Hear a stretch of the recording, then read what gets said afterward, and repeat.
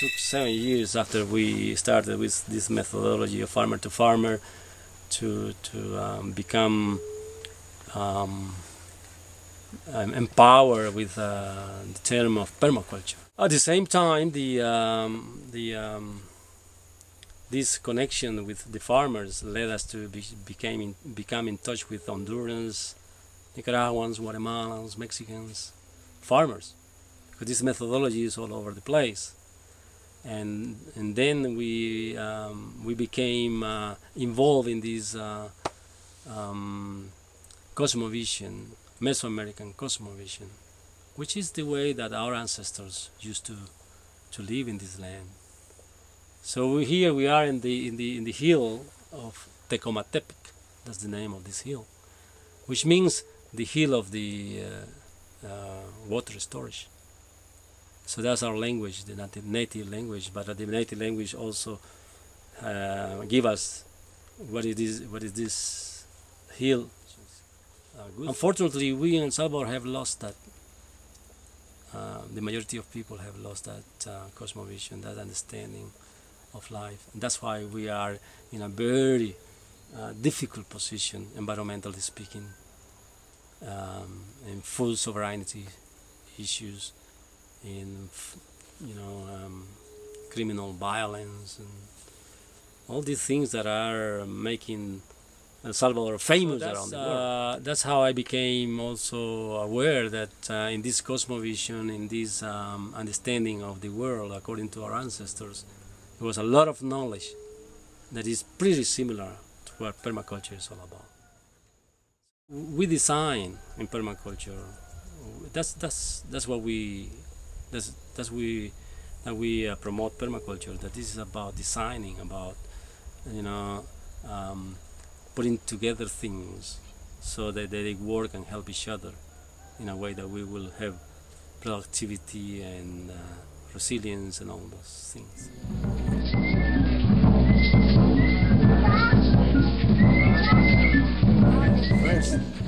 First we were taught that we should give thanks to our existence every day. So first thing in the morning was to say grace and greet our Father Sun. Then turn around and greet our Mother Earth, the womb of the earth, which is at the west. Then turn around and greet the heart of the water, which is the south. And then turn around and greet the heart of the air, the wind, which comes from the north. So that is something that is part of the cosmovision. So in permaculture we explain that to our students because they are not in touch with these elemental forces. If they are, they don't know what is the importance they have in our existence. So that's one example. The other one is really, which is the same, is that the corn, the maize, which is the base of our sustenance in Central America. In our cosmovision, our understanding of the world is based on the maize, on the corn. Because our ancestors say that in the corn was the blood and the flesh that came into the human being in this era that we are living on, in this sun that we are living on. So the corn, the maize, was given to us for us to be able to build this magnificent civilization that we have some remembrances around in Yucatan, in Guatemala, in Salvador, Nicaragua. All these monuments are witness of those times. The native corn, it has 4 colors. One is yellow, white, red, and black. Again, those 4 directions, the sun is red, the west, the womb of Mother Earth, is black, the water is south, is yellow, and the wind is white. Sustainability or permanence, as permaculture encourage us to go, we need to be diverse. So by having all these varieties of corn, is a matter of assuring our food security. So permaculture is a way to achieve some kind of stability, environmentally speaking, in this country, because we are so vulnerable today, and we are witnessing today how our soil is disappearing quicker than ever. It's pretty sad to see wonderful plot of land just washing away every tropical storm, not even a hurricane. So permaculture is needed in order to help these communities that are more vulnerable, to show them a way for them to get their food, to protect their land, to protect their houses, to use local materials to build their houses, to know some techniques for them to filter, to clean their water, catch their water. So it is needed here. We are witnessing today that in these main cities, especially, people are just dying out of landslides, and it is so many disasters happening in a short period of time that the government cannot put up with it.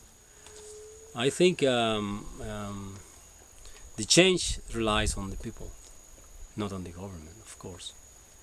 But we need their help. We need their money.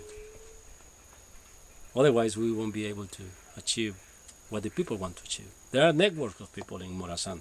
There are networks of people around here. Just right now, some people are so empowered that they are really,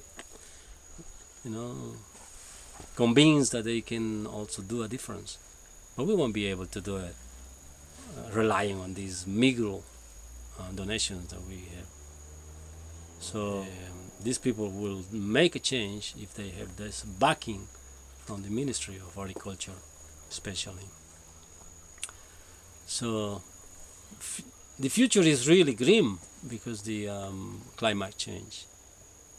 So the storms I was referring to, those tropical storms, today they are disastrous.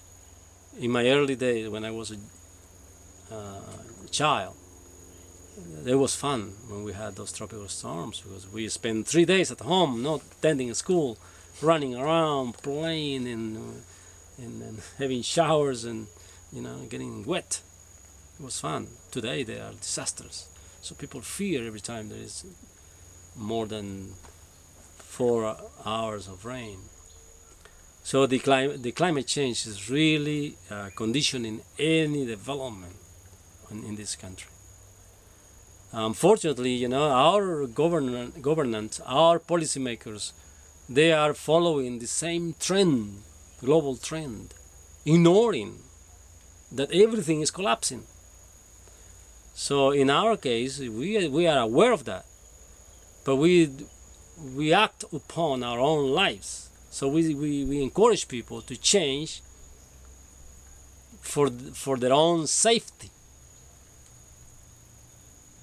So in the future, they will be able to get their food with permaculture development, because they will rely on more diverse crops, seeds, their own seeds, better soils, more sturdy crops, more yields, in spite of these storms and these strong winds.